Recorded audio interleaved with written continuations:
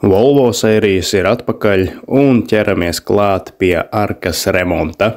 Lūk, ir mūsu arka, kur ir izgriezta ārā no mūsu donora auto. No viņas mēs ņemsim arkas iekšējo daļu, lai viņu atvienotu nost. Notīram nost visu lieko, grunts, krāsas un visas mastikas, lai mēs varam viegli atrast punktu metinājuma vietas un viņas atturpt vaļā. Tagad tīram nost mūsu auto arku, lai varētu saprast arkas stāvokli patieso, un šāds viņš arī ir.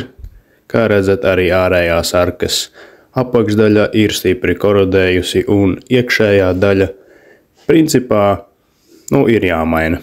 Arī šāds te ir apakša, kur ir bukte, kura mums ir jāiztaisno.